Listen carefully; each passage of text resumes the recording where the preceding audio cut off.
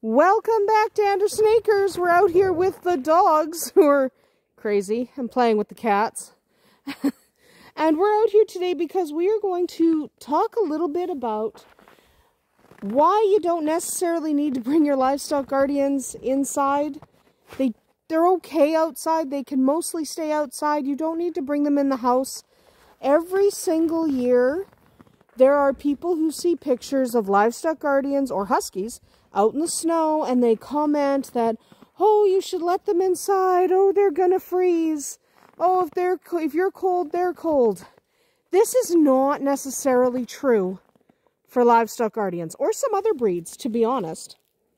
So winter can be harsh on both us and our animals. But when it comes to livestock guardian dogs, it's really a different story. So I'd like to talk about why livestock guardians do well in extreme winter temperatures, even when it's 40 below here. So we have truly extreme winters. It is often 40 below, and that can be problematic for a lot of things. But one of the things it is not problematic for is the dogs. They are completely fine most of the time. They don't always need to come inside, even in the super cold months, okay? They are okay out with your animals.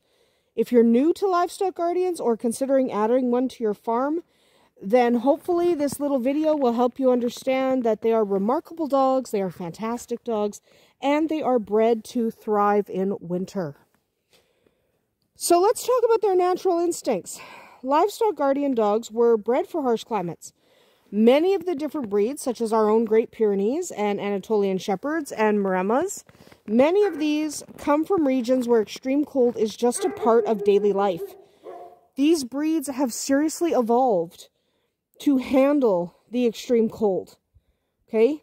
They have double thick coats which help insulate them and protect them from the elements.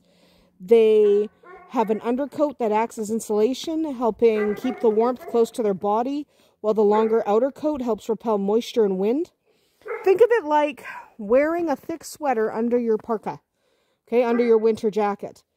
This is one of the reasons they're warm, because they have that thick insulating layer and the outer coat that keeps them dry.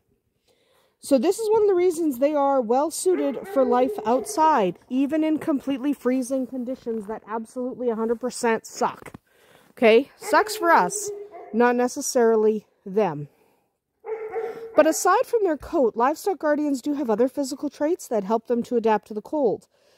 They have large muscular bodies that generate and retain heat much better than the bodies of a smaller dog. Yeah. You love that cat? They play with cats all the time. So their sheer size, they generate more heat than a small dog. Small dogs will get cold very, very fast and should not be left outside. Their paws are built for traction in the snow and ice, and they have a natural ability to regulate their body temperature and adjust to the climate as needed. Some livestock guardians, like vodka, actually prefer these temperatures to the blazing heat of summer. So vodka very much would rather have the winter than the summer. So despite the cold and snow, these dogs are perfectly comfortable outside. I'm not saying you should never bring them in. I'm saying you probably don't need to worry too much about them. Okay? Livestock guardian dogs have a strong sense of purpose as well. So it's kind of important. It's kind of important that they be able to do their job. They're here to protect your animals and your farm from predators.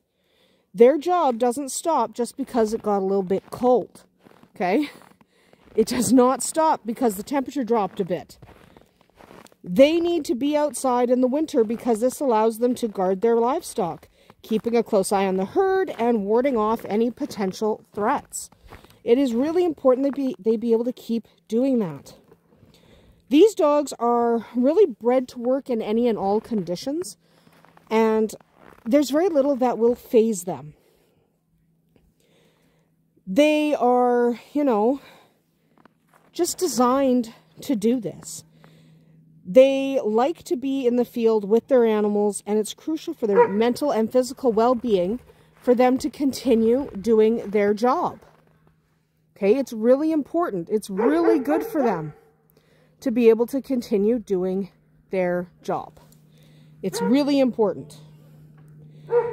Bringing them inside can disrupt their instinctual behaviors and their role on the farm. And you physically might not be able to get your livestock guardians in the house.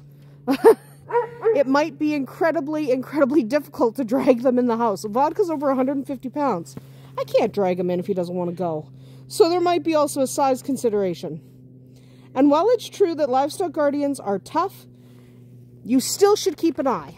So even though they're probably fine, just like any of your other animals, you should keep an eye and make sure that they have shelter where they can get warm and dry when needed. It doesn't have to be heated, but they do need to be able to get out of the wind, get out of the rain, get out of the snow all of the time. It's really important that they be able to get out of there. They don't necessarily need to come in the house, but they have to have a place to escape from the strong winds and help keep them healthy and comfortable. This can be a doghouse or a barn. Of course, it absolutely can. But it can also be your house. So they can come in. It's not that they can't come in. They just don't have to come in, okay, if you don't want them to come in. So consider providing a sheltered area where they can retreat away from the other animals. So they don't always have to go in with the other animals. Give them a space of their own. It doesn't have to be large. The larger areas can be where the other animals are, and that's fine. But give them a spot where the other animals don't bug them. This is a section where they can be warm, protected, and safe from the severe wind and the freezing rain and all the other good stuff that comes in winter. Even though livestock guardians are built for the cold, keep an eye on their health and well-being. If you notice signs of frostbite, excessive shivering, or they're lethargic, or they just don't want to come in, they don't want to move, like, it's okay if they don't want to come in, but if they're not themselves, if they're like always coming in the house and all of a sudden they're just laying in the snow, not moving very much, there's a problem. You need to intervene, get the dogs inside, and maybe call a vet if there's a real medical problem. Okay, it's really important. But generally they do fine. They generally are equipped to handle the weather far better than we are, and far better than a lot of the other animals on the farm are. They generally require very little in accommodations. Livestock guardians are more than capable of thriving outside during the winter, even in extreme cold. Let them in if you like, but don't feel like you have to. Okay, it's okay if you just can't. Their natural instincts, thick coats, and physical adaptations do make them resilient guardians in any type of weather. Well, you can offer them shelter, and you should, and check them frequently for any problems, any signs of distress related to the weather.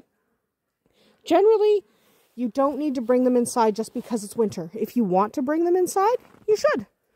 If you don't want to bring them inside, then you probably don't need to. So our guys go in and out.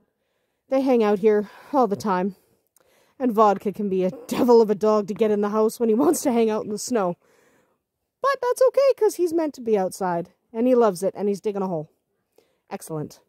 That is about it for us here today at Andersen Acres. We'll see you tomorrow.